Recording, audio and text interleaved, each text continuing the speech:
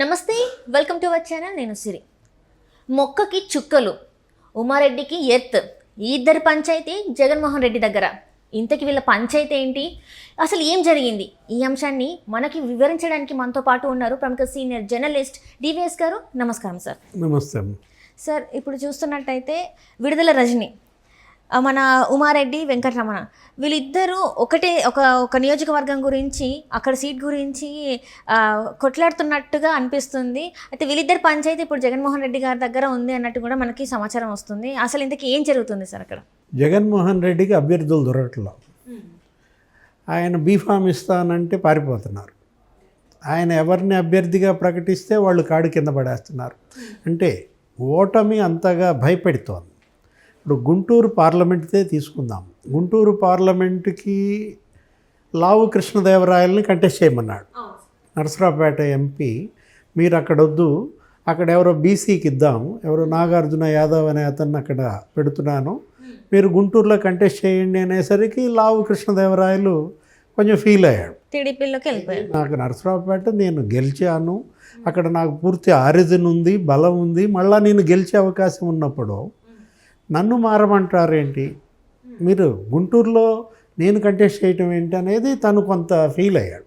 తను వర్క్ చేశాడు, అక్కడ నెట్వర్క్ పెంచుకున్నాడు, అడిగినన్నిటికీ స్పందించాడు. అక్కడ అందరికీ తలలో నాలుకలా ఉన్న వ్యక్తి తనని నియోజకవర్గం మారమనేసరికి అసలు అతను పార్టీయే మార్చేస్తున్నాడు.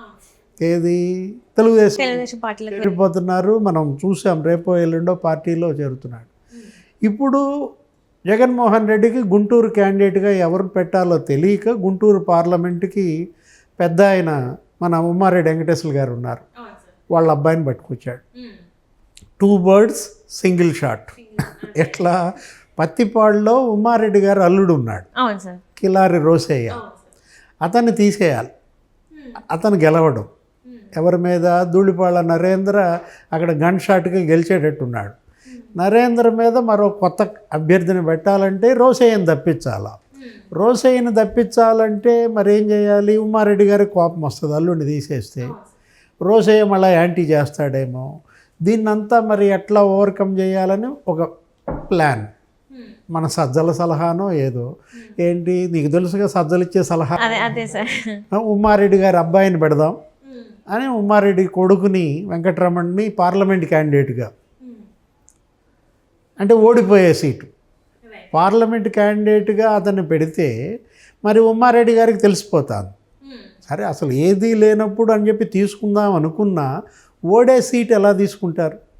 ఇప్పుడు కొడుకు రంగప్రవేశం, ఇదే రాజకీయ అరంగేట్రం, ఫస్ట్ టైం. ఉమ్మారెడ్డి వెంకటేశ్వర్లు మరి పార్లమెంటుకు పనిచేశాడు, అసెంబ్లీకి చేశాడు, కేంద్ర మంత్రిగా కూడా చేశాడు.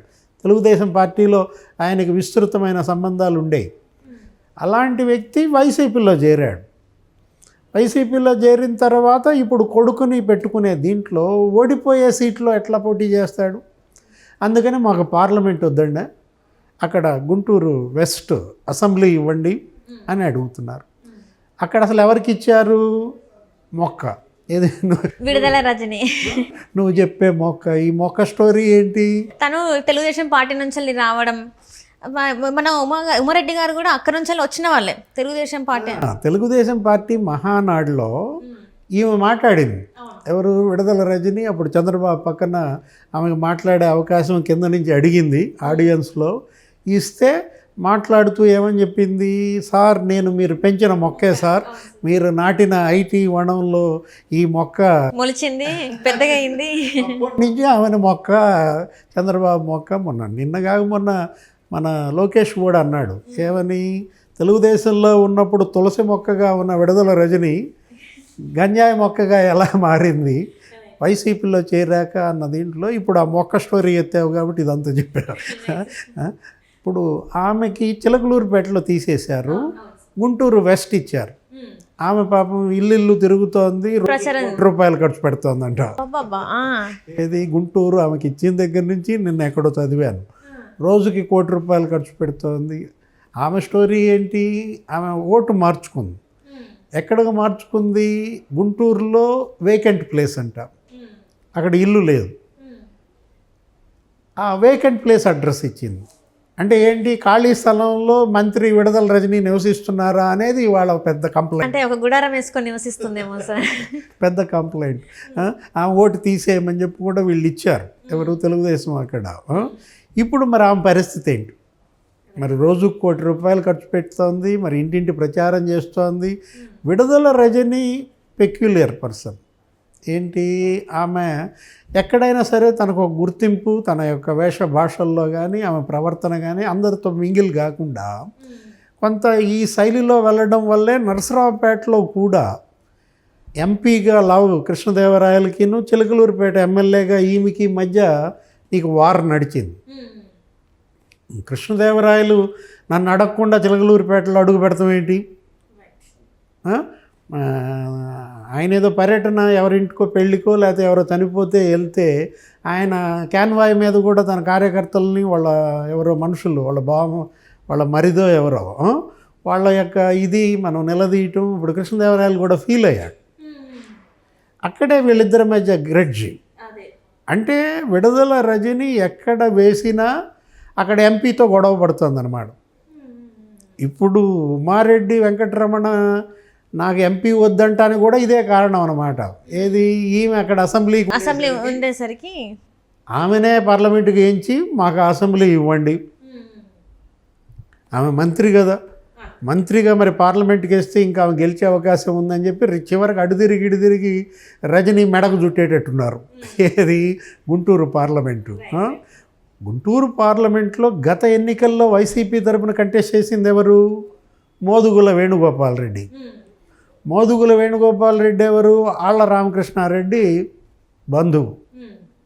అయోధ్య రామిరెడ్డి, ఆళ్ల రామకృష్ణారెడ్డి, ఇదంతా కూడా రామ్కి నీకు తెలుసు కదా, సిబిఐ కేసులు, జగన్మోహన్ రెడ్డి రాజశేఖర రెడ్డి ముఖ్యమంత్రిగా ఉన్నప్పుడు క్విడ్ ప్రోకో కేసుల్లో నిందితులు ఎవరు? అయోధ్య రామిరెడ్డి. అయోధ్య రామిరెడ్డి ఇవాళ రాజ్యసభ సభ్యుడు. ఆళ్ల రామకృష్ణారెడ్డికి చీటీ జించేస్తే అతను మంగళగిరి పోయేసరికి ఏం చేశాడు? షర్మిల వైపు చేరాడు, కాంగ్రెస్ పార్టీలోకి వెళ్ళిపోయాడు. ఇప్పుడు మోదుగుల వేణుగోపాలరెడ్డిని మళ్ళా అక్కడ కంటెస్ట్ చేయమని అడిగాడు మొదట జగన్మోహన్ రెడ్డి. లాస్ట్ టైం గల్లా జయదేవ్ మీద ఓడిపోయాడు కదా, కొంచెం సింపతి వస్తుంది, మీ బావమరిదిని అతన్నే కంటెస్ట్ చేయమందాం అని అయోధ్య రామిరెడ్డితో అంటే అయోధ్య రామిరెడ్డి అడిగాడు ఎవరిని? మోదుగుల వేణుగోపాలరెడ్డిని. చేస్తావా, చెయ్యి అని. నా వల్ల కాదు, ఈ ఓడిపోయే సీటు నేను ఎందుకు కంటెస్ట్ చేయటం అని చెప్పి అతను జెండా పీకేశాడు. ఇస్తే అసెంబ్లీ ఇవ్వండి, లేకపోతే నాకు అవసరం లేదని చెప్పేశాడు మోదుగుల వేణుగోపాలరెడ్డి. ఇప్పుడు క్యాండిడేట్ లేరు. కృష్ణదేవరాయల్ని మారుద్దామనుకుంటే లావు కృష్ణదేవరాయలు అసలు పార్టీయే మారేసి వెళ్ళిపోయారు. అవును సార్. ఉమ్మారెడ్డి వెంకటరమణను పెడితే ఉమ్మారెడ్డి గారేమో మా అబ్బాయిని ఎందుకు బలి చేస్తావు, మొదట అరంగేట్రం అసెంబ్లీ ఇవ్వు అని ఆయన పేచీ పెడుతున్నాడు. ఉమ్మారెడ్డి గారు నీకు తెలుసు, మేనిఫెస్టో తయారు చేసిన కమిటీలో ఆయన కూడా సభ్యుడు.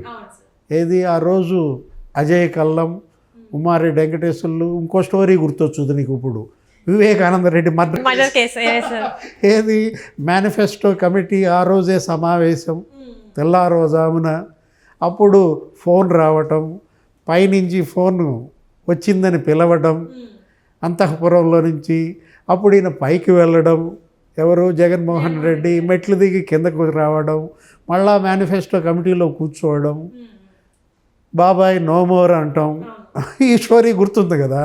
ఆ మేనిఫెస్టో కమిటీకి ఉమ్మారెడ్డి ప్రాతినిధ్యం వహిస్తున్న దీంట్లో మరి ఉమ్మారెడ్డి కొడుకు గనక అడిగిన టికెట్ ఇవ్వలేదనుకో, మరి మళ్ళీ ఇంకా కొత్త మేనిఫెస్టో తిరుగుద్ది.